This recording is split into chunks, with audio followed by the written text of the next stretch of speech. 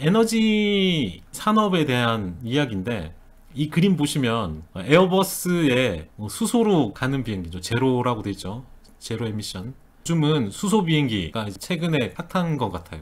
일단 2020년부터 좀 정리하고 가볼게요. 2020년에 사상 처음 유가 마이너스가 있었고, 풍력, 태양광이 가장 저렴한 전기 공급원이 되는 2020년이 된 거죠. 테슬라의 시가총액이 9개 자동차 시가총액의 합보다 커요. 어떻게 보면 에너지라고 하지만 여기도 테슬라도 이쪽으로 들어가니까 이런 현상들이 있었고, 2021년에는 대부분 백신이 나오면서 경기 회복이 되고, 그러면 원유 수요가 늘거면서 원유 가격이 상승할 거라는 기대를 하게 되죠. 그죠? 이게 기본 어떤 흐름이잖아요. 그래서 유가가 좀 올라오는 것도 있고.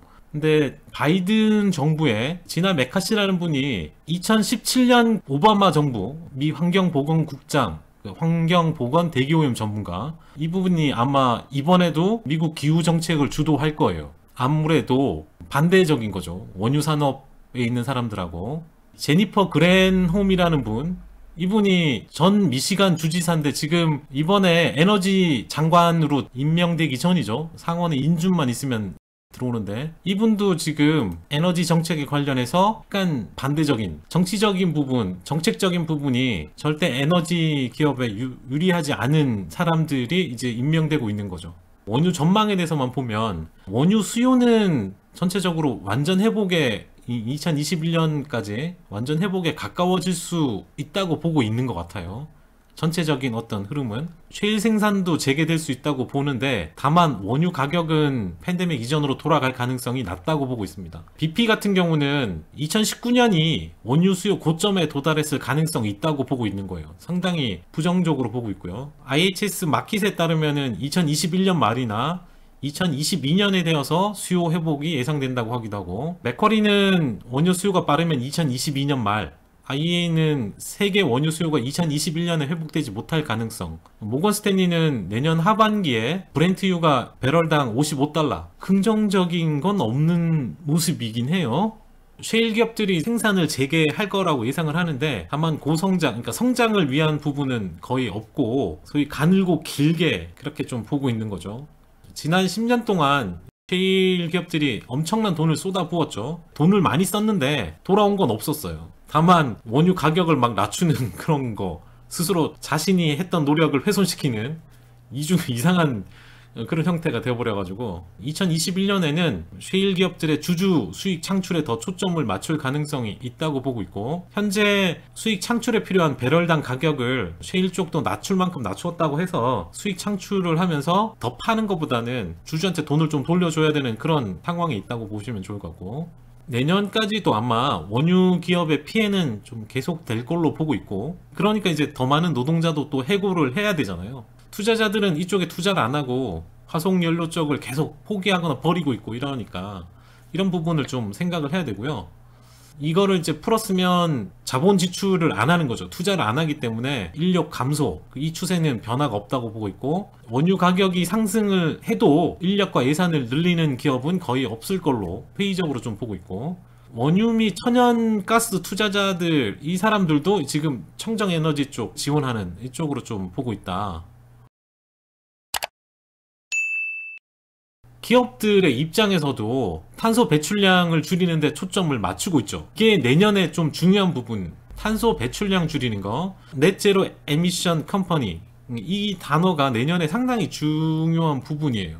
BP라는 기업이 지금 완전히 탈바꿈을 하고 있어요. 에너지 기업으로. 원유 기업에서 에너지 기업, 이름을 리브랜딩 하는 걸 쓸 텐데 그렇게 바꾸고 있고, 2050년까지 BP도 넷제로 에미션 컴퍼니가 되려고 지금 선포를 했고, 바이든 행정부도 마찬가지죠. 미국 정부가 내년에 들어서도 2050년까지 넷제로 에미션 컨트리가 되기 위해서 노력을 할 거고, 2021년은 이런 부분이 더 많이 부각이 되고 관심을 끌게 되겠죠. 그렇기 때문에 기후변화 행동에 대응하는 기업 지원이 증가가 예상됩니다. 그러니까 이런 기업들한테 더 지원을 해주는 정책들이 많이 나오겠죠. 구글 같은 경우를 예를 들면 지금 연중 무휴로 24시간 재생 가능 에너지를 조달을 하고 있는데, 배출량 범위의 3배까지, 자기들이 쓰는 탄소 배출량 3배까지 줄이는 데 전념을 하고 있어요. 많은 그 원유 기업들이 스스로 에너지 기업으로 리브랜딩을 하고 있는 중입니다. 원유 기업이라는 이미지를 탈피하려고 노력을 하고 있죠. 많은 또 원유 기업들이 재생에너지 사업을 하려고 뛰어드는데 여전히 리브랜딩만 하고 있지 그 속살은 아직까지 많이 넘어가지는 않은 것 같아요. 어쨌든 그런 상태고요. 이런 그 앞전까지의 이야기를 보면 클라이메이트 테크, 기후와 관련된 기술에 더 많은 돈과 관심이 갈 거라는 것을 의미한답니다. 특히 이제 탄소 배출을 줄이는 데 도움이 되는 기술에 대한 투자가 급증을 하게 될 거고요. 특히 벤처 쪽의 성장은 수소 쪽에 있다고 합니다. 수소가 가장 그나마 혁신 분야 쪽으로 해서 수소 쪽이 많이 투자가 늘어나지 않을까. 이게 수소라는 게 전기차의 대용 수소차 이런 개념이 아닌 거죠. 아까 봤던 이제 비행기도 있지만 여러 분야에 다 들어가는 거죠. 자금들 집행이 늘어나는 게 보이실 거고, 벤처의 이야기를 보면 2021년이 수소의 엄청난 한 해가 될 것 같다. 기사에 보면 제로 에비아라는 건데 여기도 마찬가지로 이 비행기가 수소로 날아가는 거예요. 수소로. 아직까지는 이 수소 쪽에도 획기적인 기술의 발전이 있는 기업은 없어요. 다만 이제 점진적인 기술 발전만 있는데 아주 큰 투자가 이루어질 만큼 어떤 획기적인 기술을 가진 데는 없지만 항공 쪽, 대형 차량, 특히 제강이라고 하면 전기가 들어가는 쪽 있죠. 전기 제강이 있잖아요. 근데 이제 수소로 이제 그 부분을 할 수 있는 거죠. 수고라고 써놨네. 수소. 이런 이 산업 공정에 수소가 가장 유망하다. 그렇게 보면 좋을 것 같고, 2020년 쪽 이 전기차의 해였다면 2021년은 상용차의 전기화, 이 부분이 한 해가 될 것 같다. 이렇게 보고 있는 거죠. 상용차에 대한 부분은 전기버스 이런 쪽은 경제적인 케이스가 다 입증이 됐죠. 뭐 버스든 스쿨버스든 배달 트럭이든 이게 지금 내연기관보다 전기가 더 저렴한 거죠. 많이 태우고 많이 실어 나르기 때문에 이거는 이제 경제적인 어떤 게 입증이 된 상태고요. 이런 부분으로 나가고, 또 하나는 2021년에 EV 승차 공유의 해가 될 걸로 지금 예상하고 있어요. 내년에 개인이 구입하는 것보다 더 많은 자동차가 승차 공유 프로그램 일부가 될 걸로 보고 있는 거죠. 개인이 구입하는 자동차보다 승차 공유 기업이 구입하는 차가 더 많아지는 거예요. 승차 공유 자동차는 점진적으로 어떻게 돼요? 전기차로 바뀌겠죠. 현재 포드에서도 뭐 약간 테슬라를 비아냥 그리면서 머스탱 내놓듯이 일단 전기차는 계속 나오긴 할 것 같은데, 폭스바겐도 그렇고 지금 BMW, 벤츠는 더 멋있게 내놓기도 했고, 이런 부분들이 있죠. 그죠?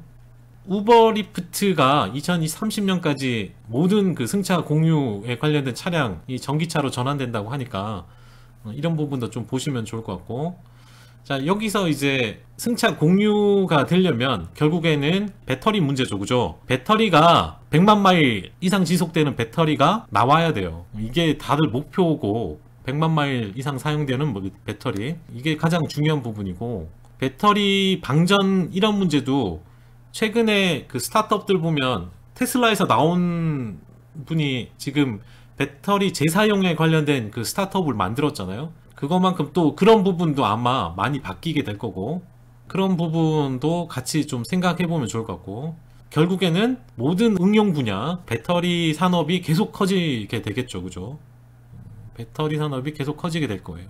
전기차 시장이 계속 팽창하고 있고, 그거에 따라서 배터리 산업도 계속 커지겠죠. 배터리 관련해서도 퀀텀스케이프의 리튬 메탈 케미스트리 이 부분 상당한 견인력을 이끌 수 있다고 시장에선 보고 있는 거죠. 이와 관련된 부분은 계속 지켜봐야 될 것 같아요.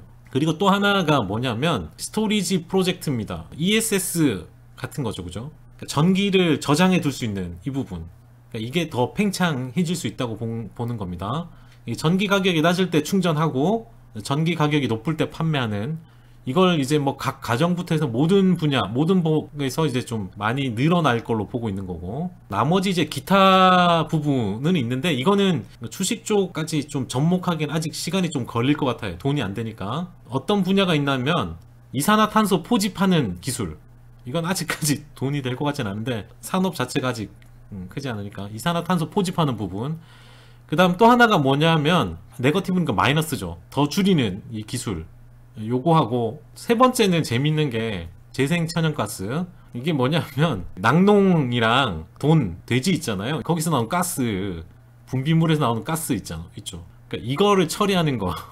옛날에 뭐 그런 이야기도 많았잖아요. 지구의 모든 소들이 한 번에 방귀를 뀌면 어마어마한 그게 나오니까 그런 것까지도 이용해서 할 수 있는 부분. 이런 거는 좀 주식하고 연관된 건 좀 멀지만 어떤 이런 것까지 좀 할 수 있다. 이렇게 보시면 좋을 것 같고요. 전체적인 부분은 탄소 제로 배출, 탄소 제로죠. 탄소 제로. 이거가 내년에 아마 가장 큰 부분이 차지할 거고, 거기에 밑으로 다 파생되는 부분들이라는 거, 이렇게 보면 좋을 것 같습니다.